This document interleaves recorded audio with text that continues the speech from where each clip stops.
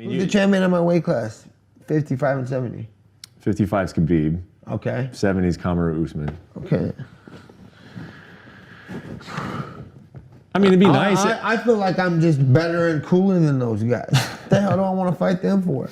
Pettis is cooler than both of them. Fight-wise. You know what I'm saying? Nate Diaz, with no exaggeration, is the main gangster of the entire UFC and a father of mixed martial arts. In his time, this guy, like nobody else, showed by his example what a fighter who never chased the fame and attention of the public can achieve. He took a vivid and bloody path, in the end of which he ultimately achieved world star status. Recently, it was announced that Nate will face the YouTube celebrity Jake Paul in boxing, and many had time to write the legendary Stocktonian off. And we would like to remind you who that Nate Diaz guy is. Please don't forget about the likes, comments with forwards, and subscribe to the channel. Here we go.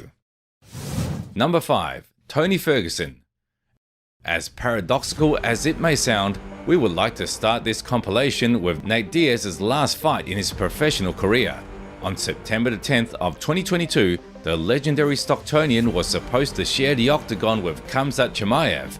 At that moment, Diaz hadn't fought around 15 months, and the bout with Boers was the last one on the current contract. The fight was set to be held at Las Vegas Arena in the main event of UFC 279. I feel like the UFC, it's kind of limited for me, you know, and I wanted to reach fucking higher goals, higher objectives, and do bigger stuff than this. And under the UFC umbrella, it's like you're, like I said, you're limited. You only go so far, and like I said, it's only halftime show.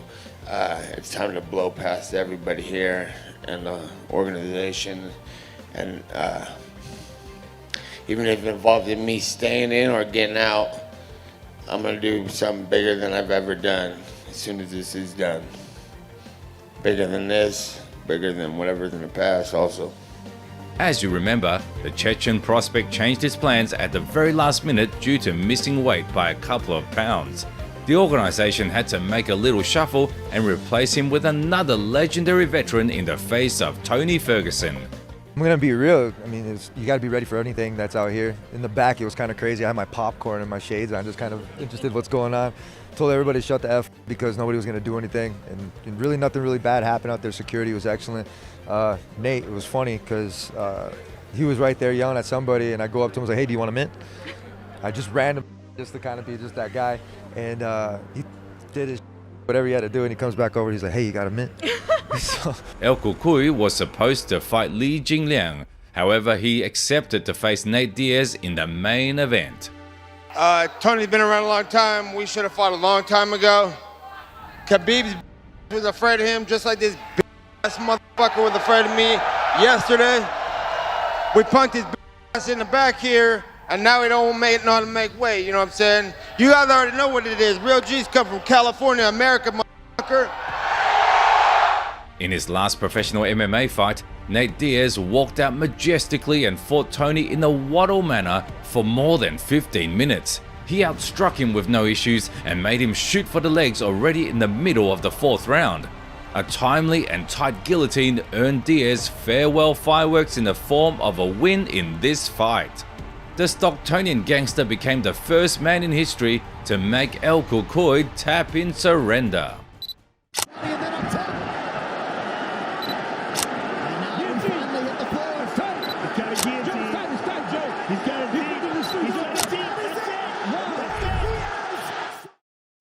Number 4.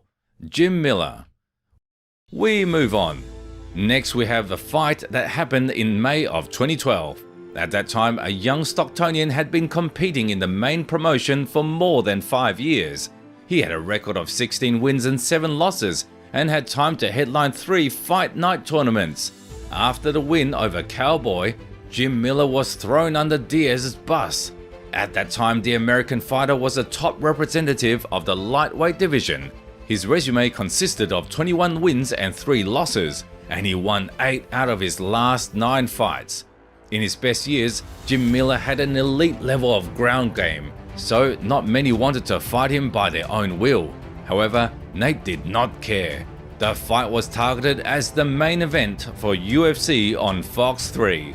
It had a contender status, as the winner would come straight at the champion of the world in the face of Benson Henderson. I know I train harder than anybody in the UFC, so the mission at hand right now is Jim Miller, and I'm here to complete it, take him out. Despite the expectations of many, a young gangster from Stockton pulled off another big upset. He worked out prime Jim Miller and was multiple levels above him. Already by the 4th minute of the second round, Nate beat all the crap out of his opponent's head and forced him to jump for the legs.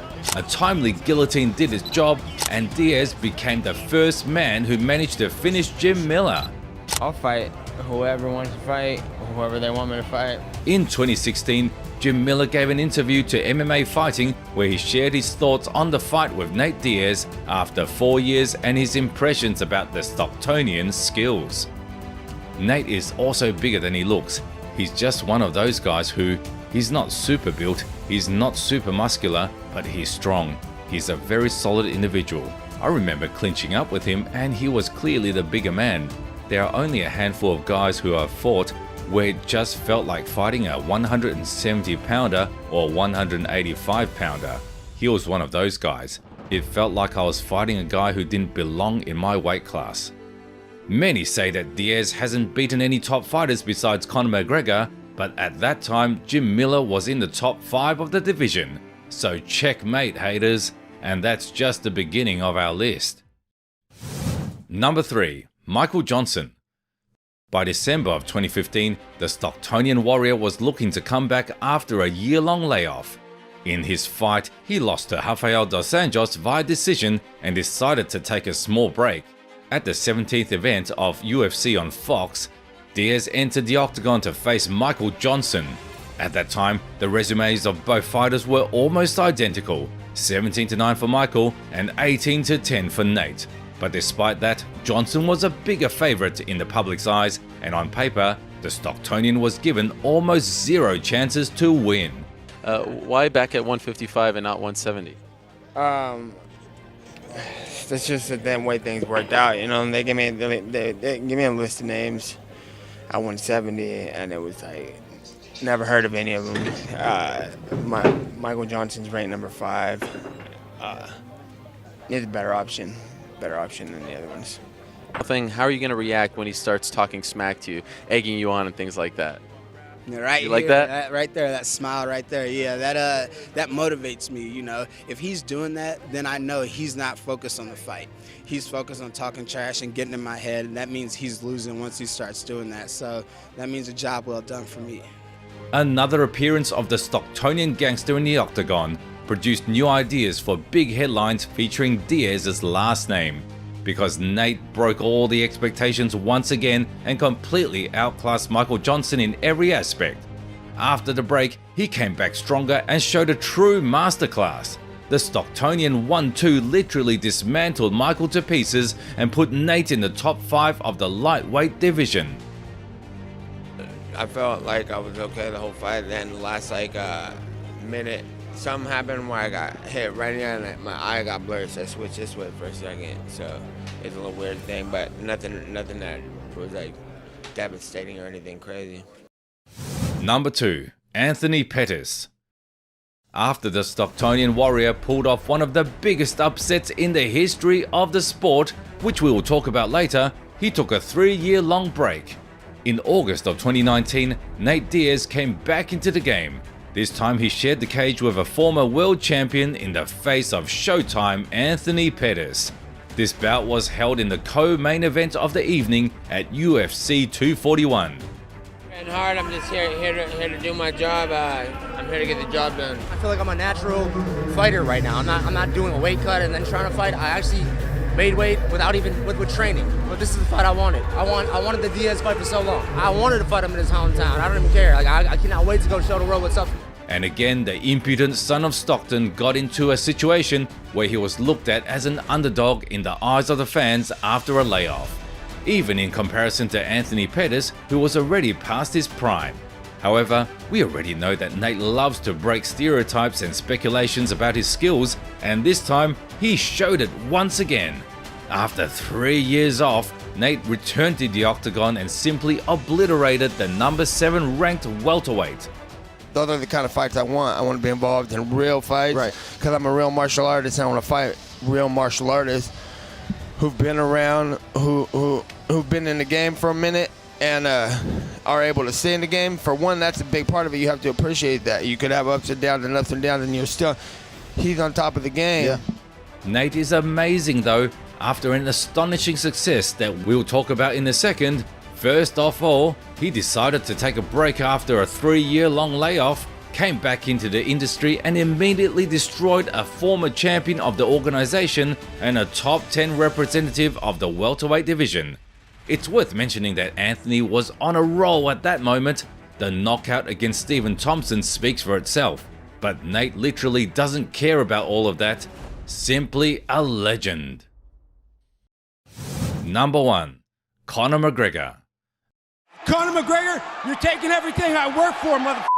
I'm gonna fight your You know what's the real fight? What's the real money fight is me. And at the number 1 spot, we have one of the greatest upsets in the entire history of mixed martial arts. In 2016, the whole world got to know who Nate Diaz is and what he represents. As you remember, after beating Michael Johnson, the Stocktonian called out the notorious Irishman. As for Conor, at that time he was planning to move up to lightweight and fight Rafael dos Anjos for the second belt. But in the end, the stars aligned in Nate's favor due to RDA's injury. Diaz came out on a short notice on March the 5th of 2016 at UFC 196. They're all on The only steroids. weight I care about. They're all on The steroids. only weight I care about. Steroids? What are you talking about? Steroids? What are we put my name in steroids? I'm majored against that. Don't put my name in the name of steroids, Nate. I'm not on no steroids. What the f are you talking about? Your 2 teammates were on steroids. That's your 2 boys, the scrap pack. Remember that? Well, damn, they were. Did you know they were taking that stuff? Did you know they were taking that stuff? Did you? You're on steroids. Sure I am. Good for Dana. He even tried to pick on John Anik the other day. He has a bully mentality until a real man shows up. Like Mike Tyson said, he's scared of a real man. John Anik, fuck you. How about that? A mutual animosity between the guys, cooped up with a bit of trash talk to stir up the excitement, did its job more than successfully. That event happened to be the most anticipated one of 2016, if not counting the subsequent rematch, and the biggest one in recent times. Hey, I'm here to kill or be killed in Stockton, California. This little bitch. Fuck you. It's another day for me. One pulls out, another one steps in. I'm used to it. I was just giggling at his little soft body. I've never seen a skinny guy. How can a fat guy be so skinny at the same time? It amuses me, but I'm looking forward to go in there, put the martial arts back into the game. That exact fight that made Nate Diaz who he is till this very day lasted for only 9 minutes and 12 seconds. That's how much time the impudent son of Stockton needed to take absolutely every shot from Conor McGregor, drain him and make him tap closer to the end of the second round. Hey, I'm not surprised. I'm at the top, so it's their call what's next. We'll see what happens. It was Diaz who happened to be the first fighter to stop the notorious one in the world's best league and dispel his aura of invincibility floating around him. And that was the moment when the general public got to know who Nate Diaz truly is. Extra spot: Leon Edwards. When we talk about the best performances of the impudent Stocktonian, we can't help but mention this fight. The clash with Leon Edwards, who is by the way the undisputed welterweight champion right now, took place on June the 12th of 2021. At that moment, Diaz was coming back from his loss to George Masvidal, while Rocky fought just recently. In March of the same year, the Englishman faced Bilal Muhammad, but the fight had to be stopped due to an accidental eye poke. The guy shared the octagon at UFC 263. No, I try to take the person out the whole fight whenever I can. Because the distance, I always prep to get to be ready for that too. And we'll see what happens. Sure, the legendary Stocktonian did not pull off an upset in this fight like the previous cases in this video. However, he was extremely close to doing it. Just think of how the future of the welterweight class would have unfolded if Diaz ultimately pushed Leon Edwards and finished him in the final round. It's hard to believe that the veteran almost knocked out the guy who is the current champion and who beat Kamaru Usman twice. A true legend. The Stocktonian 1-2 is one of the most underrated combinations in MMA. In a real fight, in the real world, that fight's a wrap. So, yeah, he was sleepwalking. Right now, the legendary Stocktonian is about to debut in the boxing ring. As far as we know now, he is supposed to fight Jake Paul for 8 rounds, somewhere around the end of the summer. Knowing the spirit and the approach of the Diaz brothers towards the competition, there are no doubts that we are about to see an exciting rivalry. So we wish Nate luck in the upcoming fight from the bottom of our hearts. I don't know. I think that's enough, man. It's good enough for the day. I'm over it. All right. Make something of that, guys. I'm gonna be dead.